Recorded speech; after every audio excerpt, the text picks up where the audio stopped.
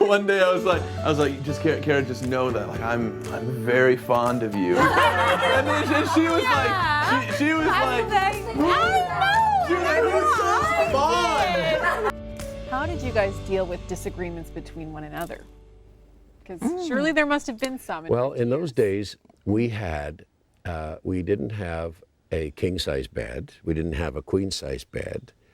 We didn't have a double bed. We started in a 3/4 bed. That's all we could afford. and it's really hard.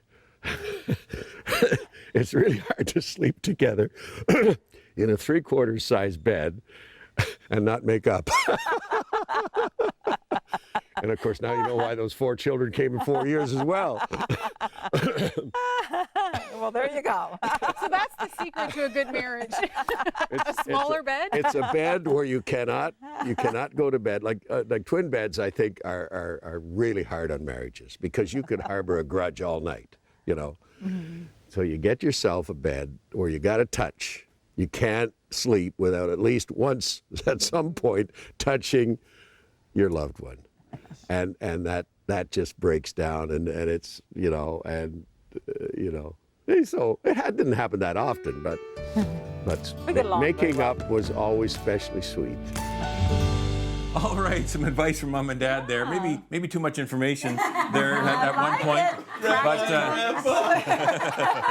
Oh man! That's why the dads always get so excited when the makeup comes in. Yeah. They always come alive. I'm sitting here thinking, our bed is too big. And Eric has a smaller bed. You can't unhear that, honey. You can't unhear that. And that's it. But I guess he kind of alluded to the idea that the scriptural, encouragement that, don't let the sun go down on your wrath. That it says, make up before you go to bed, because anger, if it's left undealt with, it doesn't go away. It just gets worse. It does. It ferments. Let it go overnight, let it go a few days, let it go a few weeks, and if you're not dealing with it right then and trying to make up, and because of you love each other and you want to get past it, you don't want to let that linger. That's right. One of the things my mom always, when we were getting married, and she sat me down and gave me this whole spiel on marriage, but that was the first thing she said to me, except for being on one accord, loving God and being there for one another. But she was like, whatever you do not ever go to bed angry at your husband. And I've tried my best to live by that, right? Of course, I thought you were going to say you tried your best to go to bed. But you couldn't do it. Yes. Because he's such Yes. I know, right? Yes. But it's so true. And it makes all the difference in the world. It really does. It really does. Yeah. So You guys, I know that early in your marriage, you're trying to do that too. You're trying to establish that now. Yeah. Absolutely. Yeah. Well, we got ourselves, what is it, double or a queen size mattress? But I don't think anything's big enough for you. So we'll never have that problem. We'll always make up at the Eric, end. it's hard. It may be hard to tell on TV, but Eric is 6'8". Okay, he's a big guy, and so he takes up a lot of space. Talk about in the that bed. in the car, sweetie. Right. But before bed. Anyway. we do definitely see the importance of reconciling before. I don't know, before, because when you wake up in the morning, it's a new day, and unless you left your baggage at the door there, and still you come back, up to that new day, you open the door, and there's the baggage still waiting for you. So I think we do see the importance of kind of getting a fresh start. Yeah. That's good. That's good. Now, another one last segment we're going to get from Mom and Dad, David and Norma Jean Mainse, deals with even before marriage in the dating relationship. All right, watch this. I didn't give them any big lecture.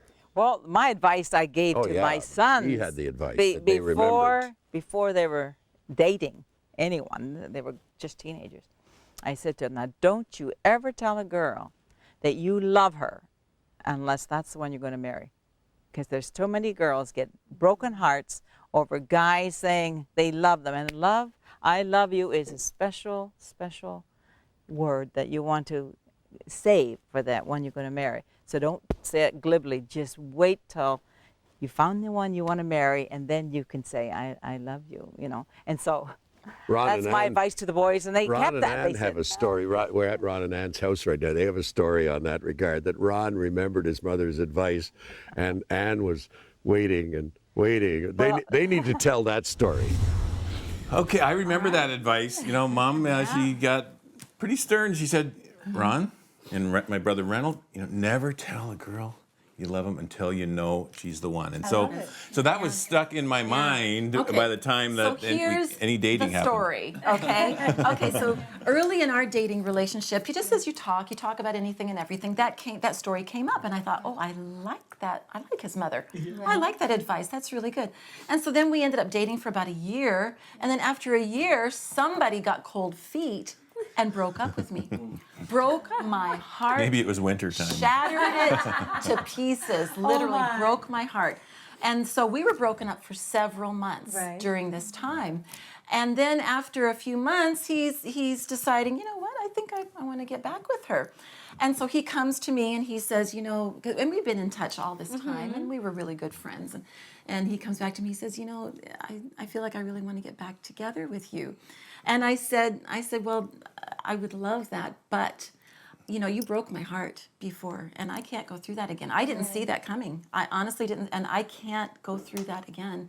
So I don't know if I can. And he looked me in the eyes, and he said, honey, you don't have to worry about that because I love you. As soon as he said, I love you, I was butter. I was butter. Well, she knew what that meant. I knew exactly because I had what told that her Mom's meant. advice. So. Yeah, I knew exactly what that meant. Yeah. And so I knew that when he said that to me, this was the commitment. This was a lifetime commitment. So I knew I was safe. And we got engaged a month later. So there you go. So does it sound like pretty good advice, guys? Sounds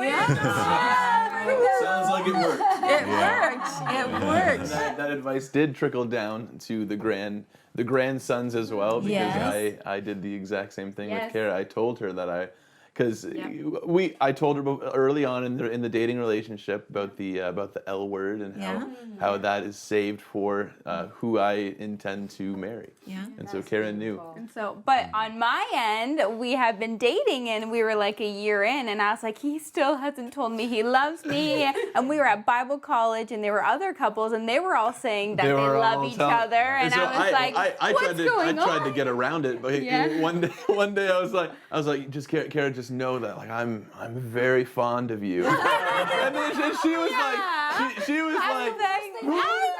who says fond? That's what I did. I was like, fond Oh of me? man, and so I don't know. Right here. Yeah. I thought it was a loophole, but